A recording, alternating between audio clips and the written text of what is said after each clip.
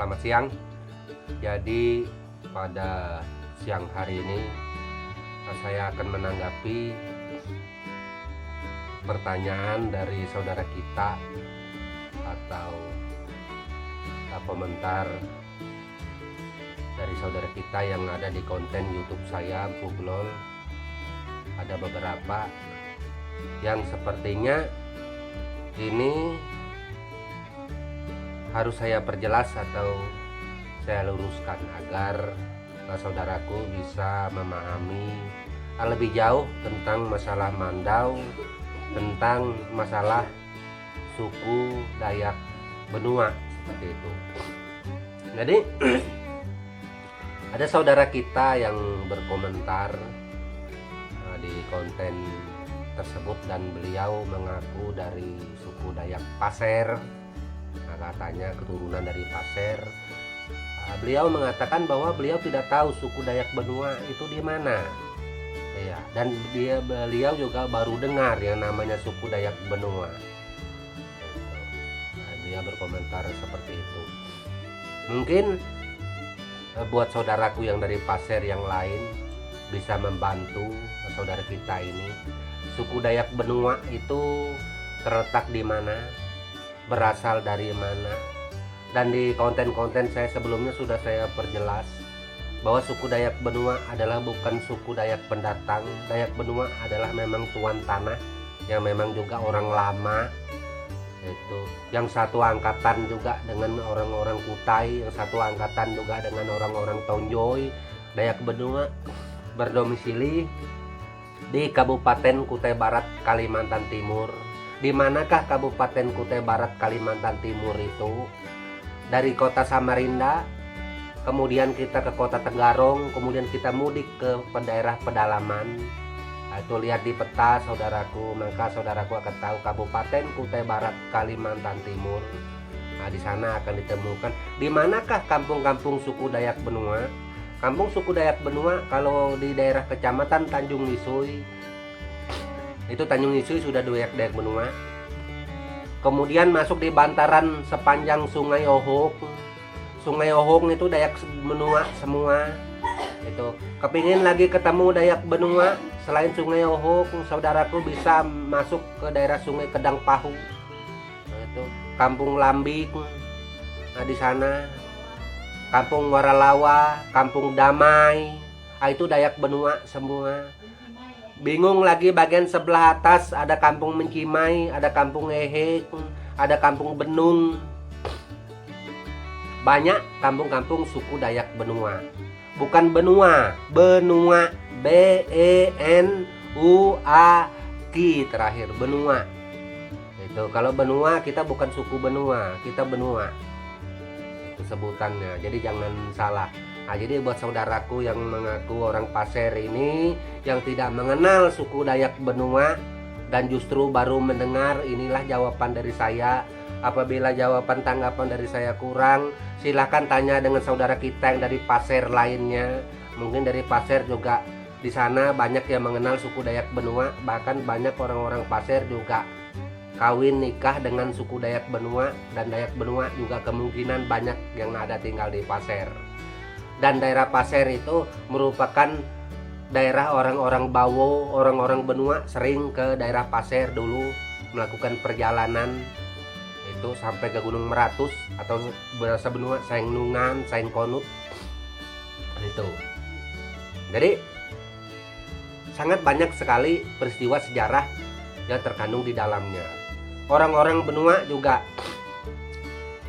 pernah mendiami daerah Pasir di zaman dulu. Sebelum ada sebutan namanya Pasir di zaman dulu. Orang Bentiat juga pernah. Dulu sebutannya kita masih Luangan. Dan orang-orang kita banyak tinggal di daerah Kendilo waktu itu. Terus ada sungai lain-lainnya yang saya tahu dulu, Kendilo dulu pernah di situ ada. Dan Telake juga. Dan dalam sejarah silsilah Benua, Sungai Telake itu tidak pernah terlupakan karena ada itu legendanya di situ. Dan legenda Ayus Silu itu merupakan benang merah, artinya masalah kejadian-kejadian yang ada ini, dan itu merupakan suatu legenda atau cerita yang tidak terlepas. Setiap acara ritual itu selalu disebutkan di dalam mantra-mantra dalam bahasa Benua seperti itu. Nah ini buat saudaraku yang dari Pasir ini, yang penasaran, yang tidak tahu suku Dayak Benua itu dan baru dengar, nah itu terima kasih. Dan ini saya sudah berusaha menjelaskannya. Kalau masih bingung juga Dayak Benua itu di mana, saya sudah berusaha dan saya tidak bisa memberikan hal yang lebih daripada itu, karena saya bingung itu harus mulai dari mana. Masih keadaan sakit-sakitan, berusaha menyampaikan konten. Tadi malam suhu badan saya naik panas dingin, mohon maaf saudara-saudara. Sampai saat ini penciuman saya masih tidak terasa, tetapi saya selalu berusaha untuk mendampingi saudaraku semua. Mohon maaf, barang pesanan yang ada belum sempat saya kirim. Sudah selesai semua ini, sudah selesai dikemas, mau dikirim, tapi mau jalan keluar saya masih belum mampu untuk jalan jauh keluar, yaitu ke tempat pengiriman. Dan kami di rumah ini masih dalam keadaan mengisolasikan diri untuk menjaga kondisi agar saudara kita yang sehat di luar sana jangan sampai ikut sakit gara-gara kita. Jadi lebih baik kita tetap di rumah menjaga, seperti itu. Terus ada lagi saudara kita yang bertanya, suku Dayak itu di mana ya Empu? Saya bingung, saya baru dengar namanya suku Dayak. Terus Pulau Kalimantan itu di mana Empu? Nah ini pertanyaan juga saya bingung. Pulau Kalimantan dan suku Dayak itu di mana? Saya rasa untuk seluruh kita bangsa Indonesia, Pulau Kalimantan itu adalah pulau terbesar di Indonesia. Sampai orang tersebut tidak tahu Pulau Kalimantan, berarti dia tahu dengan pulau lain. Sayang sekali, karena Pulau Kalimantan adalah pulau terbesar di Indonesia. Suku Dayak sangat terkenal sekali, dan suku Dayak memang mendiami Pulau Kalimantan, seperti di samping saudara-saudara kita yang lainnya seperti Banjar dan Kutai juga mendiami Pulau Kalimantan, seperti itu. Jadi kalau Pulau Kalimantan ditanya, Pulau Kalimantan itu di mana ya Empu? Saya bingung, karena Pulau Kalimantan di peta itu pulau terbesar di Indonesia. Pulau terbesar aja dia nggak tahu, kok bisa tahu pulau yang kecil? Nah ini hal yang sangat lucu sekali, seperti itu. Mungkin saudara yang lain juga bisa membantu menjelaskan terhadap saudara kita yang ini. Terus ada saudara kita juga berbicara masalah mandau. Menurut saya Empu, mandau itu sebenarnya lebih cocok untuk hiasan dinding atau untuk perang, menurut saya seperti itu. Terus terang, saya adalah orang yang menjalani kehidupan kesuku Dayakan dari kecil, dari zaman kakek bapak saya sampai zaman saya. Mandau tidak terlepas dari pinggang. Bahkan saya juga pembuat mandau. Jujur saja, bagi kami suku Dayak Benua, Kabupaten Kutai Barat, Kalimantan Timur, kami itu tidak ada yang namanya mandau souvenir. Kami itu mandau hanya dua, mandau kerja dan mandau tempilan. Kalau mandau tempilan ini adalah mandau yang dikhususkan untuk menjaga diri, yang dikhususkan masalah seni atau ukirannya lebih bagus dibanding mandau kerja. Nah itu mandau tempilan, mandau jaga diri, masuk ke dalam mandau untuk berperang, masuk dalam mandau apabila keadaan gawat darurat segala macam terjadi mengancam diri kita, maka mandau tempilan lah yang menjadi poin utama untuk menghadapi masalah ini. Mandau tempilan bermacam tipe, ada sampai memakai kirip, ada memakai jilau, ada yang pakai labong, ada yang pakai hulu kemau, ada yang pakai hulu sangka, ada yang hulu tunggur, bermacam-macam. Dan ini sudah saya ceritakan di konten-konten saya sebelumnya, seperti itu. Mandau kerja, mandau kerja dia mempunyai seni ukiran tidak terlalu banyak tapi sederhana saja, seperti mandau tungur, tetapi mana ulu tungur masuk ke dalam golongan tempilan meski dia ukiran sederhana tetapi elegan. Nah itu orang Dayak Benua, tonyoy atau bentian atau teboyan itu kalau kerja kita tidak memakai golok. Karena tradisi kita dari turun temurun memang memakai mandau. Kita kerja berladang, kita nebang pohon memakai mandau. Kalau kayunya lebih besar, kita tidak memakai mandau tetapi memakai beliung atau wase dalam bahasa Benua. Itu karena zaman itu belum ada zaman singso. Itu mandau. Terus tapi salah mungkin itu parang kalau dipakai kita. Saya bukan orang baru lahir, saya bukan orang baru beberapa tahun megang mandau. Saya dari kecil loh dengan kebiasaan megang mandau. Saya tahu antara parang dan mandau. Saya bisa membedakan. Kalau parang itu tidak ada kolong.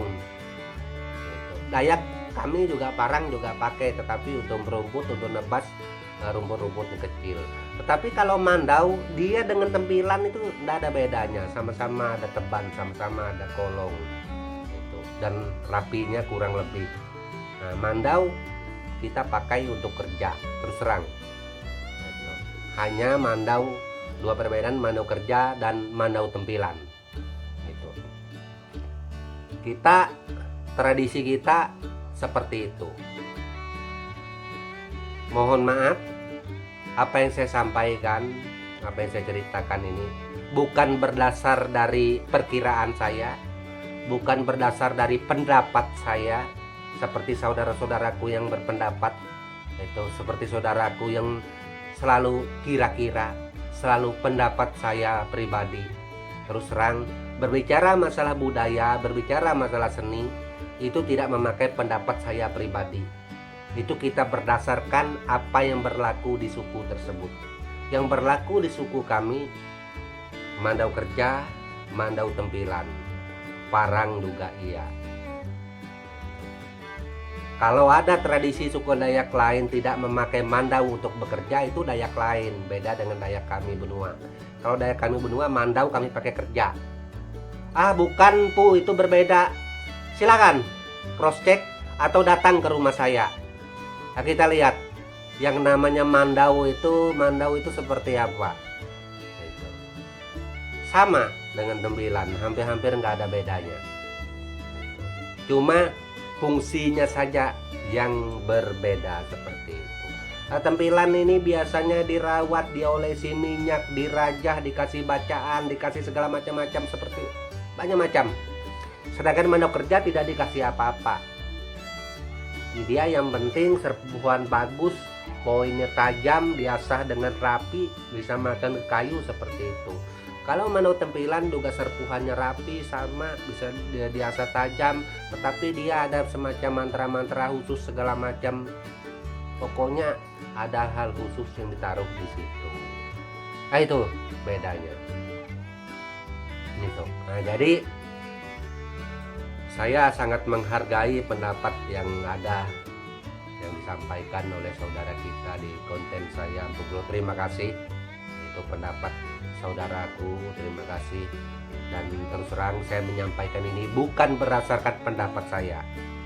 Boleh saudara buktikan, datang ke Kabupaten Kutai Barat, Kalimantan Timur, suku Dayak Benua, lihat. Itu kalau saya salah, ternyata saya tidak benar mengatakan kalau mandau itu dipakai kerja, berarti saya sudah melakukan pembohongan publik. Silakan tuntut saya siap itu terhadap tuntutan saudaraku. Karena saya setiap menyampaikan konten di YouTube, saya semuanya real. Saya tidak pernah mengarang-arang, saya tidak pernah membuat-buat, saya tidak pernah menurut perkiraan saya, menurut pendapat saya tidak pernah seperti itu. Gitu. Oke? Mungkin hanya itu saja yang saya sampaikan. Sudah 14 menit berlalu dan saya harus istirahat dulu karena kurang fit. Dan akhir kata saya ucapkan buat saudaraku seperti biasa, salam budaya dan salam semua.